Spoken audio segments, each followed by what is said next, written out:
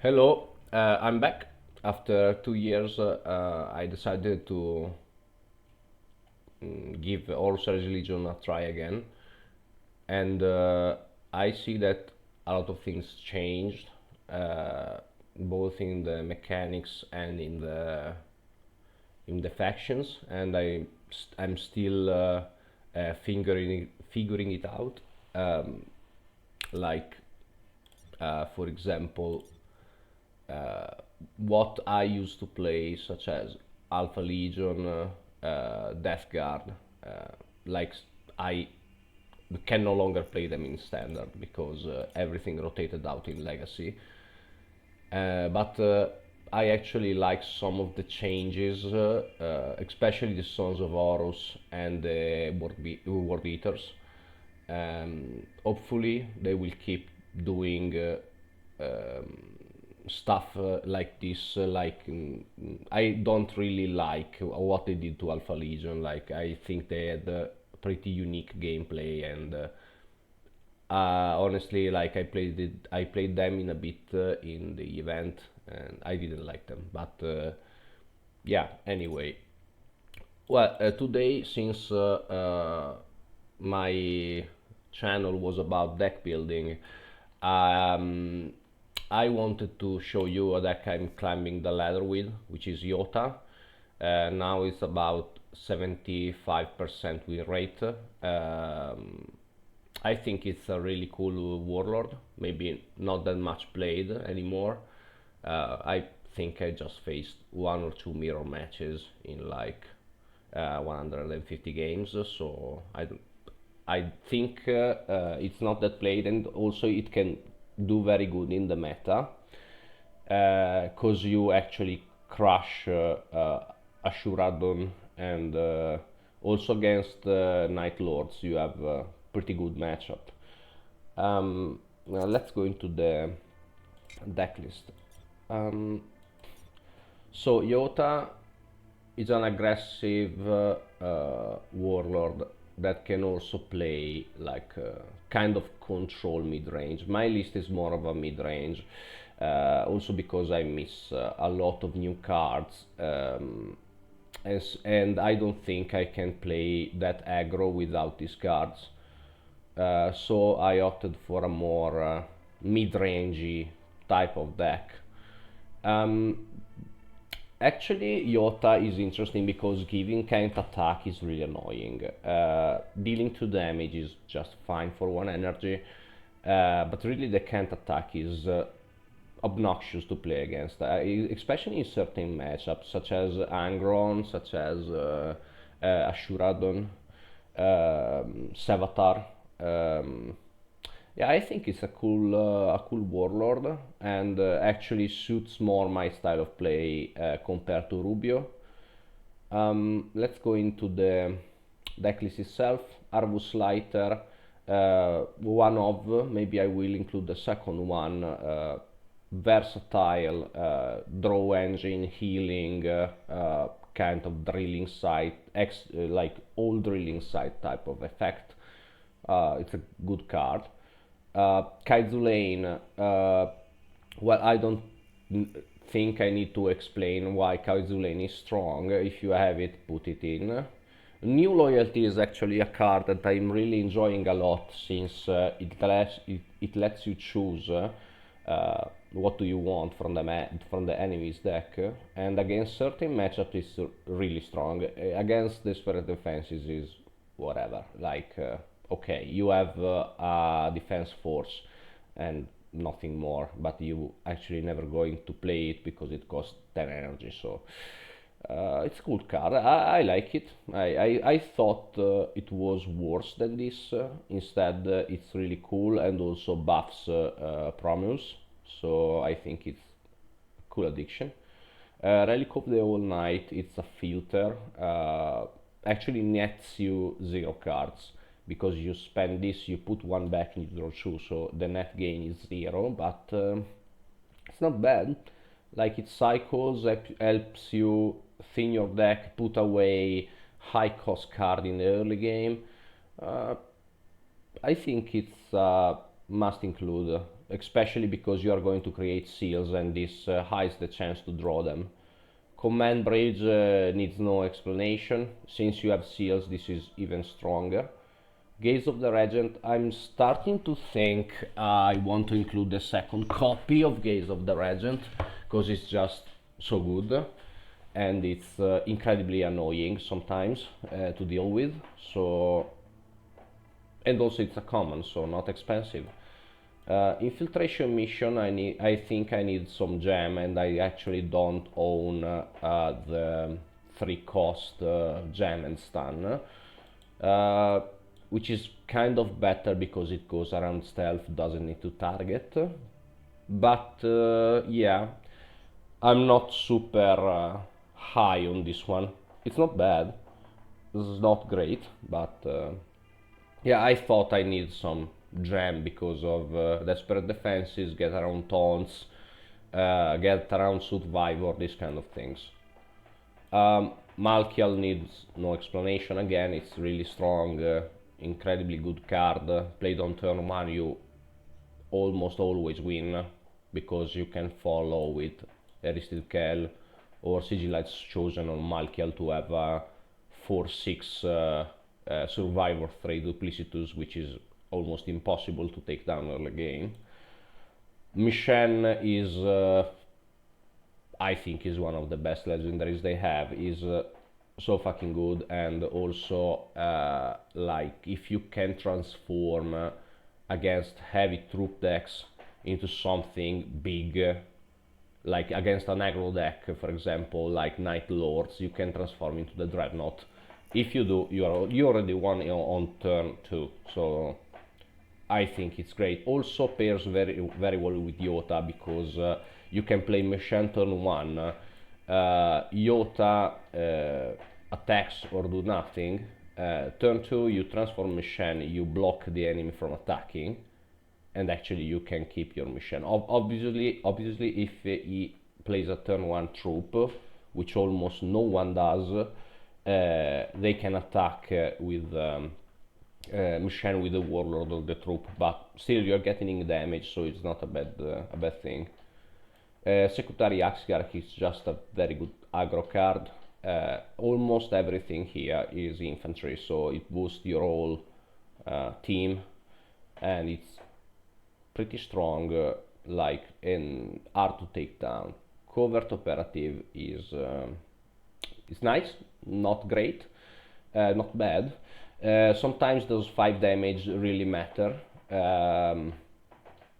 but yeah, it's not a bad card. Also, it kind of make the opponent go mind games, like oh, I don't play this card and actually lose a turn or make a suboptimal play because I don't want to take 5 damage, and then you next turn you go Sigillites Chosen, and actually now they can no longer take it out, and they're going to take the 5 damage anyway, and also they lost some tempo, so I think it's really good.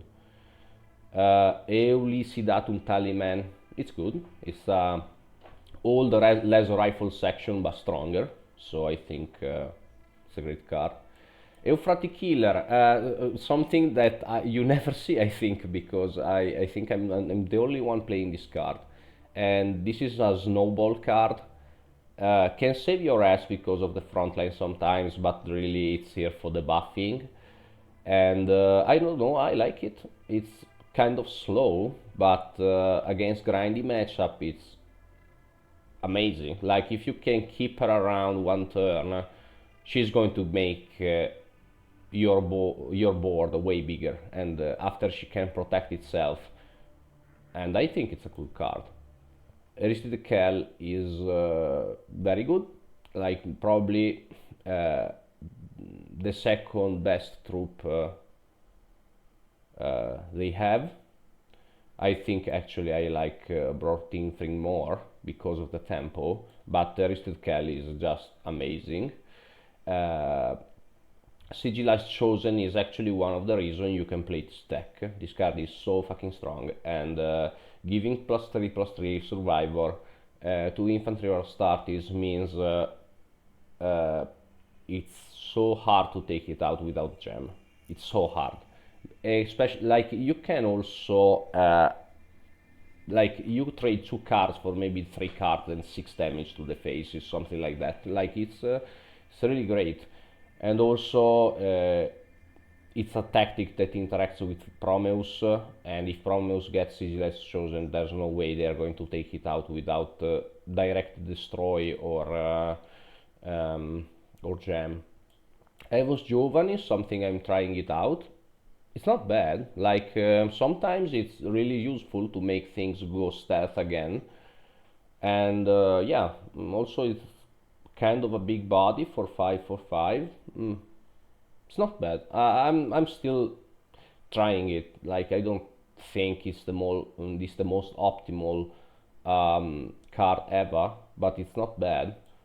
Broting Frame, super good tempo card. Incredibly strong on turn 6 if you have a Euphrati killer out because you have a 4/6 taunt that deals 3 damage, put a seal into your deck, and yeah, it's just so good. Prometheus is one of the cards that you cannot go out without. Like it's like one of the 2 or 3 very big threats that your opponent must answer to, and yeah, this becomes really big.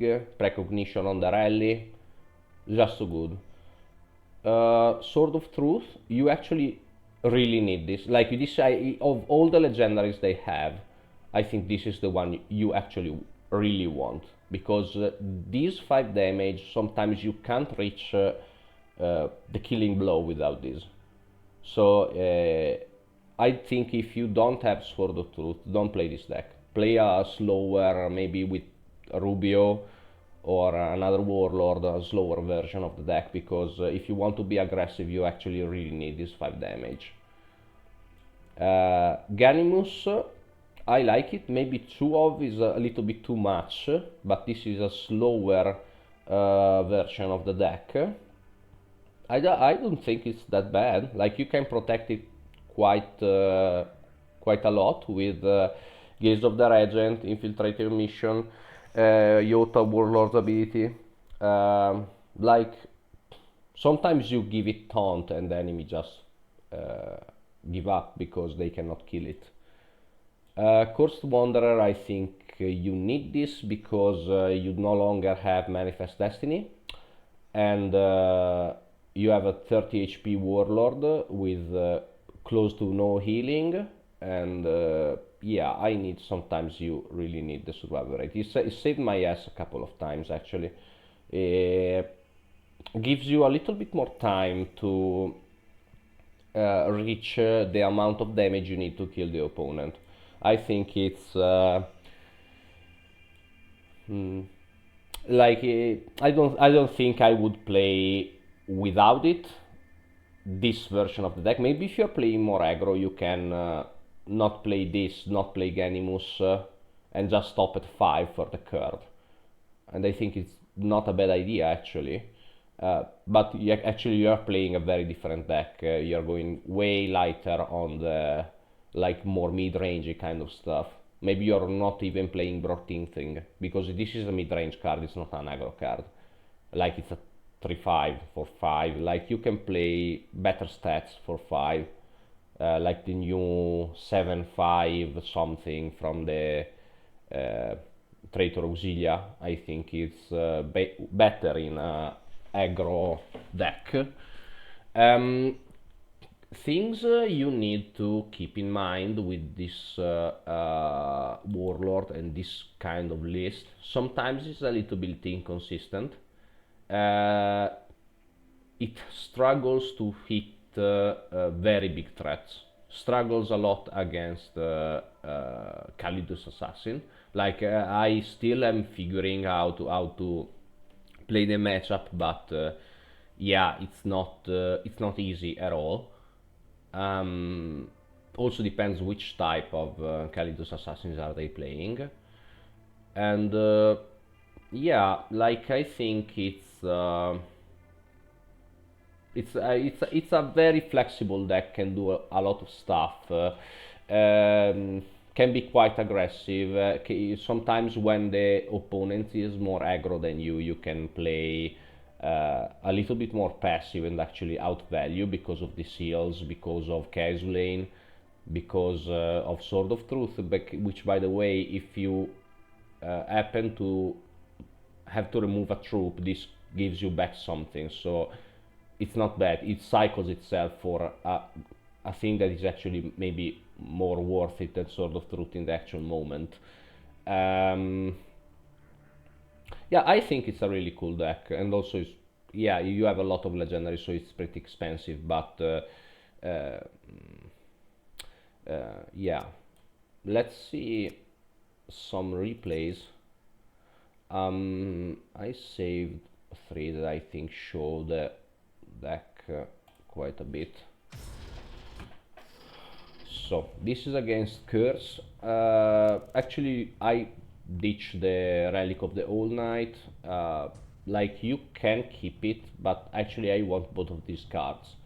And if I draw something good, this just becomes a dead card. So out it goes. Oh, this is so nice. So at this point, Malkial, turn 2 we can Sigilize Chosen, we can Euphratic Healer plus blocking Curse. We can do a lot of stuff.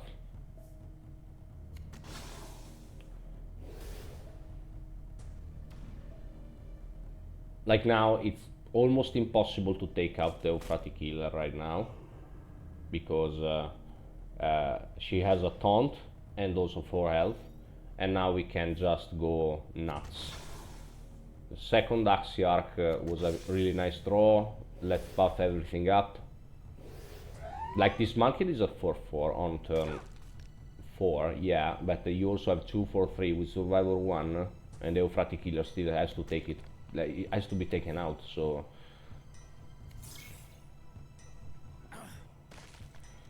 Curse is trying to get rid of Malkial, but at this point is where Sigilize Chosen comes in. Like, now it's a 7/5 with Survivor 3, and actually,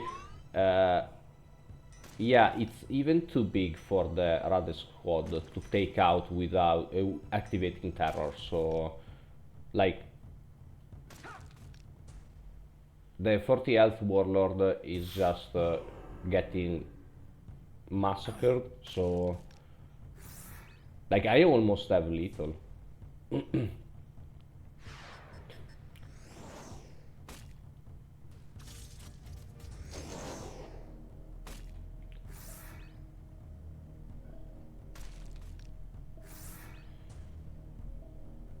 And now, like, you have 15 damage on board, plus 2 in hand eventually. Like, really fast game, really aggressive. Let's see another one. This is against Ashuradon. Like, maybe I think I lost 2 games against Ashuradon in like 30 games, because you just fuck him so hard, like, it's not even fair. We obviously take the biggest stuff. This is actually a pretty interesting card, I think. Maybe also the Dreadnought would have been fine, but you can buff this with Sigilize Chosen, so I think it's more worth it. At this point, Covert Operative, we try to choose the one that he is going to play. It's on curve, maybe he wants to smack for 3.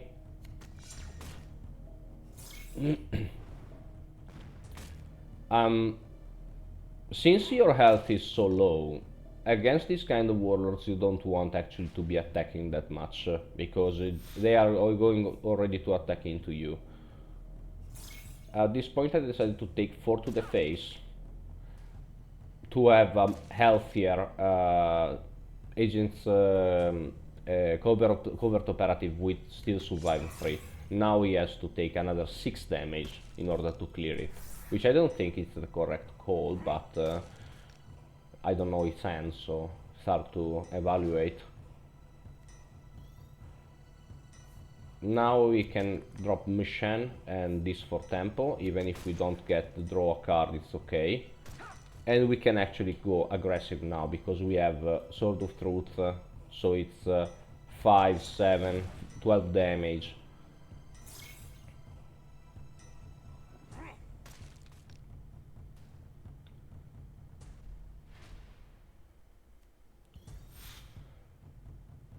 So at this point I decided to, I could have played Ludark, but I don't know, I don't really need it, like it's, he's at 10 health, I have 5, plus 2, like I don't really need to drop this. I think it's better to transform Machine, see what you can get, actually drop the killer, and take it a little bit more slowly, like slowly grinding him down, because like he cannot take any more damage, they have no healing, so use the hero power so that next time if we really have to block something from attacking, we can.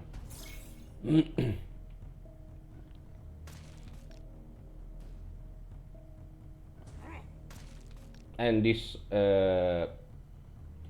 situation is like now I just need to block his stuff, because right now with auto attack and Sword of Truth, this is why Sword of Truth is so important, because otherwise he has 8 cards in hand, I have 2, he would have got me if I didn't have this in hand. Like you cannot play this deck without this card, you really need that damage. Now he's max the killer, I think, yeah, and you can clear it with just Sword of Truth. Otherwise I would have taken 13 damage, I probably die.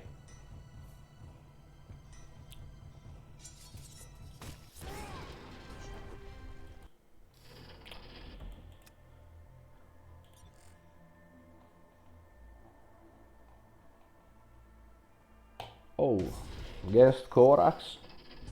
Korax, I actually lost a lot of... oh, I chose the wrong replay, I think.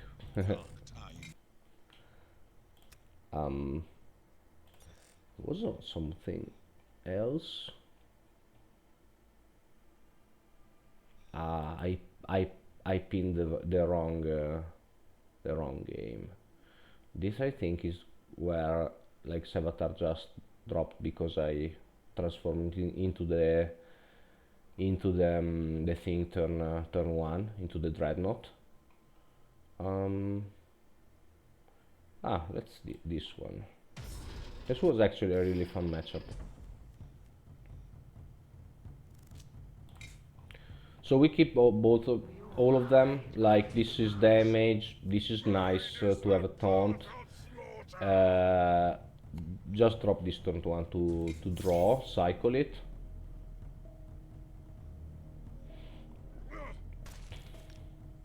This matchup, his first ability is actually really great. Like we can stop it from attacking in the most crucial moments.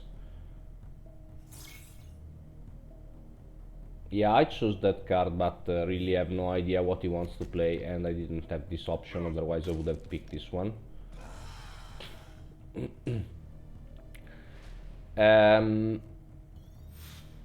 So now what I wanted to do is drop this, block this one so he can't trade, and then let's see what he does. This card is so strong. I actually really like how they did the World Eaters. I think they are really interesting, and actually they are not just solo warlord to the end of the world like before. I think it's a better way to make a faction. This is very nice. Drawing this is incredible. Okay, so now we take 2 damage. Unfortunately, one is on Kaizu lane, but and now he kills it. But sometimes you get unlucky.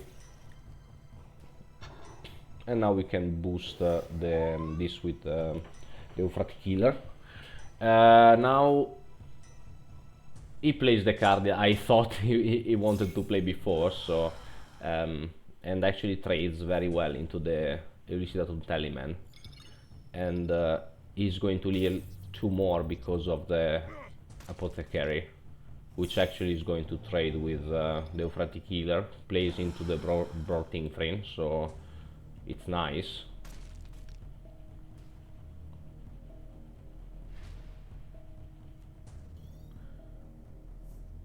So noted that even if I'm not doing anything in particular, I'm already 22, is at 35, so it's hard to keep up with this kind of warlords from the health standpoint. Like, you need the something to slow it down, taunts,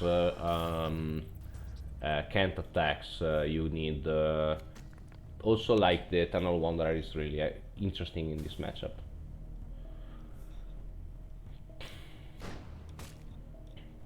This is a shame because he removes my Brorting Thrin. Now I think I play the Assassin. I don't know if I also play the Covert Operative. Or maybe I don't know, I drop the Ganymus. Because this is bulkier. And also I stop him from attacking because I'm already getting way too low. This card is so good. I still need a second copy. Ah, by the way, if you want to include this card, I think you should, because it's nice, it's not bad. And actually you don't have any board clear. Sometime having a very wide board on the opposite side really makes you suffer. This was a misplay. You always want to drop the Covert Operative first, because if he has another one of the Call of Cowardice, you actually don't want to play the Restricted Cal, so this was a pretty big misplay from my part. I actually got what he wanted to play. 5 damage to the face is not bad. Unfortunately, he's going to trigger both his the whispers and also the passive, and this is a shit ton of damage. Like, I'm at 5 and he's still at 23. I have 7 in hand, I have 9 on board, but yeah, it's not looking great. Here I could have taken the Wanderer, but I think that if he has damage in hand, I already lost anyway, because I have to waste my entire turn. I cannot activate the Heresy Cal.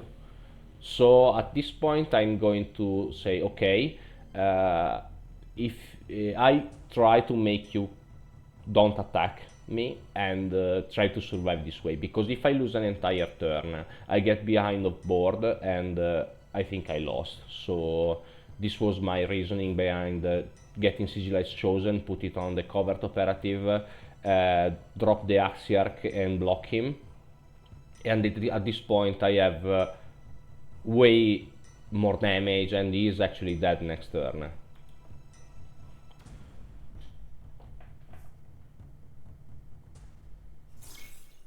Oh, I actually didn't play the Axiarch because I was too low on mana, but yeah.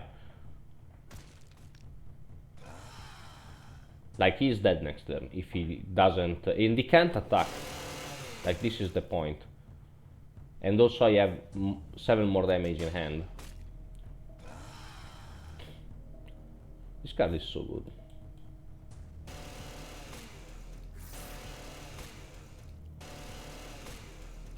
Also, this card is...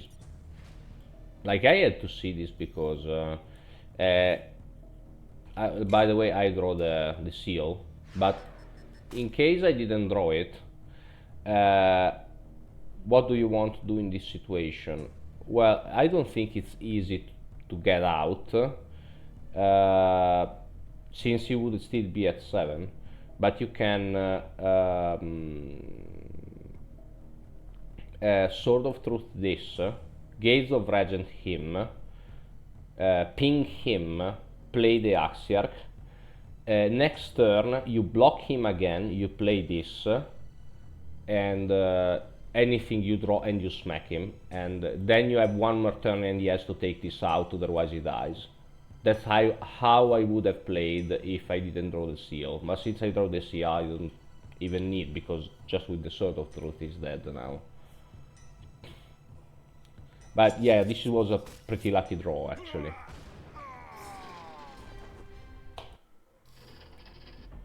Okay, so this was the deck list.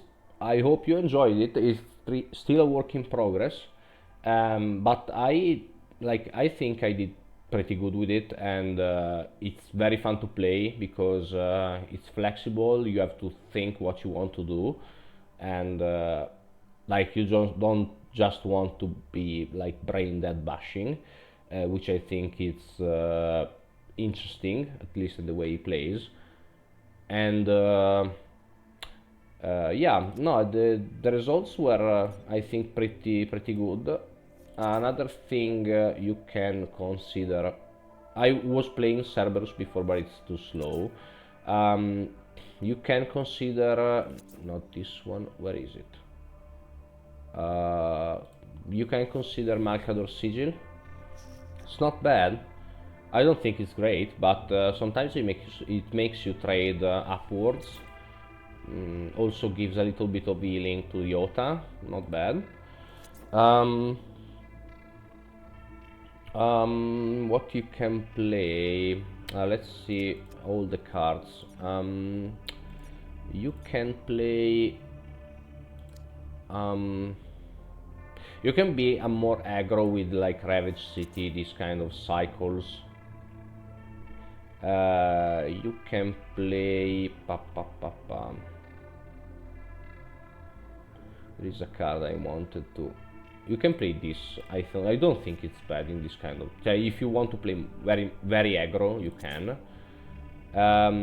About instead a more slow approach like I did. You can play the. Of course the. Maybe it's Imperium, the card I was searching for. This one you can absolutely play. I think it's really good.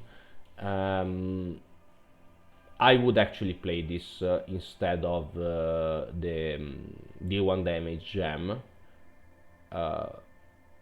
but yeah, I think this is better. Yeah. On Mechanicum you can play, but I think you already got what you want. You can play Forge Master, is not bad at all.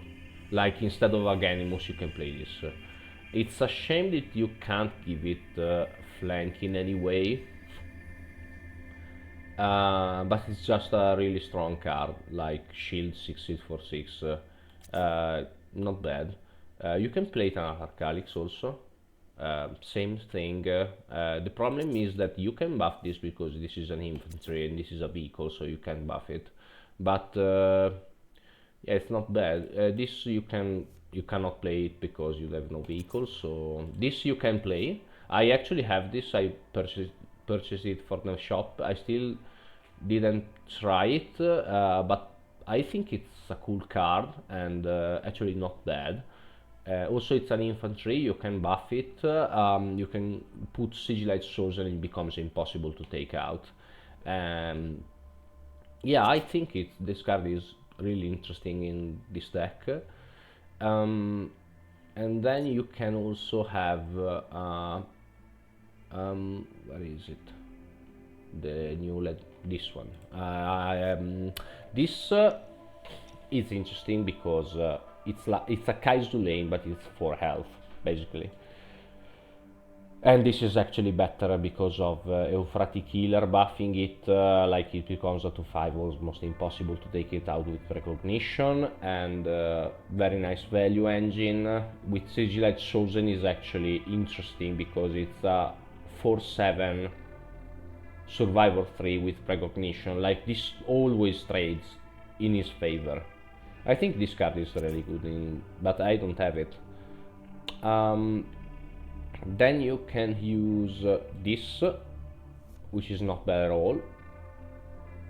Like this one, it's a big stuff that actually comes back every time, and you have a lot of troops, so you can actually make a lot of use out of this one. I think it's also very funny to play. And then you have this for stealth,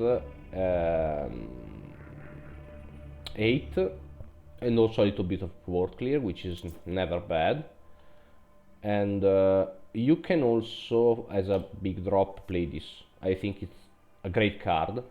I didn't play it because I think it's like 7 is actually a little bit too much. Maybe you want to put more stuff on the board instead of this one. And Ganimus comes out a turn earlier, doesn't have flank, but